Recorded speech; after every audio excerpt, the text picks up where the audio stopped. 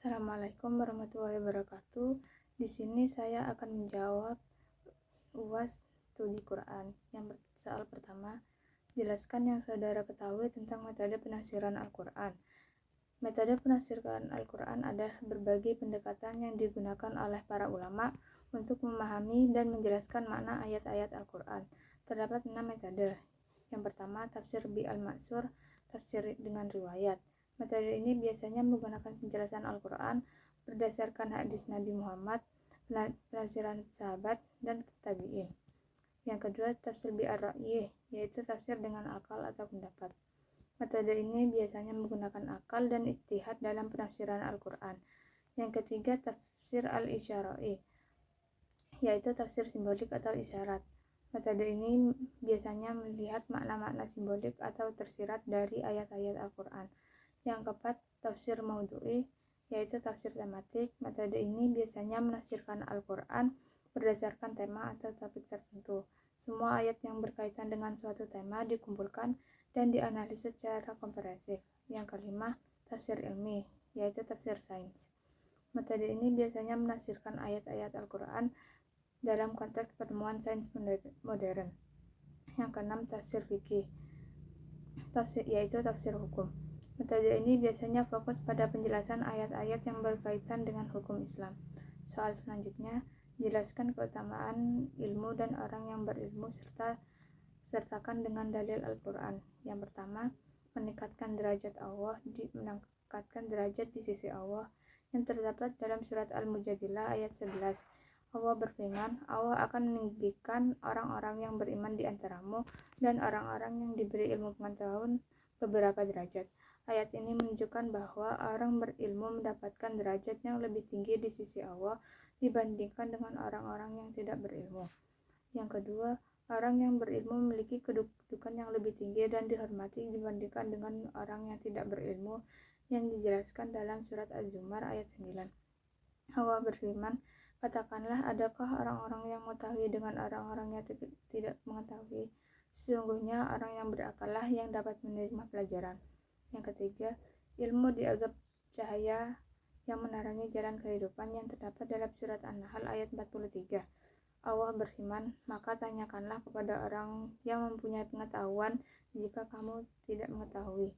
Ini menunjukkan bahwa ilmu adalah panduan yang membantu manusia memahami dan menjalani kehidupan dengan benar. Yang keempat, mencari ilmu dianggap sebagai ibadah seperti yang terdapat dalam surat Al-Alaq ayat 1-5, yaitu Allah berfirman, bacalah dengan menyebut nama Tuhanmu yang menciptakan. Dia telah menciptakan manusia dari segumpal darah.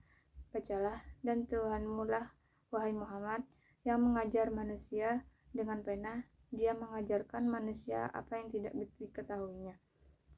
Soal selanjutnya, jelaskan nasihat-nasihat apa saja yang disampaikan Luqman kepada anak-anaknya sebagaimana terdapat dalam Quran surat Luqman ayat 13-19.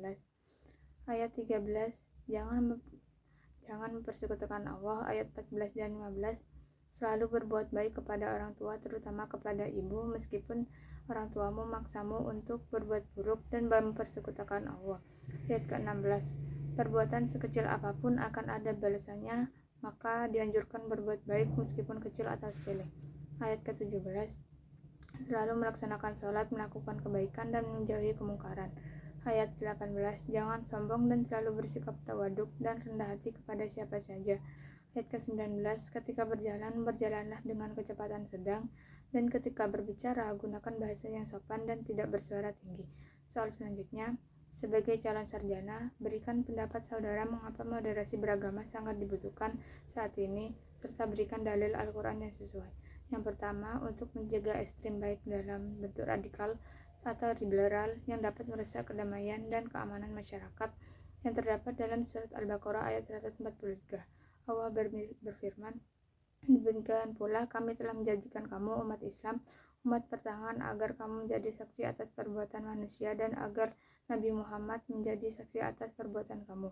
Kami tidak menetapkan kiblat Baitul Maqdis yang dahulu kamu berkiblat kepadanya, kecuali kami mengetahui dalam kenyataan siapa yang mengikuti Rasul, siapa yang berbalik ke belakang. Sesungguhnya pemindahan kiblat itu sangat berat, kecuali bagi orang yang telah diberi petunjuk oleh Allah. Allah tidak akan menyanyiakan imanmu. Sesungguhnya Allah benar-benar Maha Pengasih lagi Maha Penyayang kepada manusia. Yang kedua, dapat menciptakan harmoni sosial di tengah masyarakat yang majemuk, yang terdapat dalam surat Al-Hujurat ayat 13. Allah berfirman, "Hai manusia, sesungguhnya kami menciptakan kamu dari seorang laki-laki dan seorang perempuan, dan menjadikan kamu berbangsa-bangsa dan bersuku-suku, supaya kamu saling mengenal. Sesungguhnya orang yang paling mulia di antara kamu di sisi Allah ialah orang yang paling takwa di antara kamu." Dan yang terakhir, dapat mendorong sikap toleransi yang tinggi terhadap perbedaan agama, yang terdapat dalam surah Al-Kafirun ayat 6. Allah berfirman, "Untukmu agamamu dan untukku agamaku." Sekian dari saya. Wassalamualaikum warahmatullahi wabarakatuh.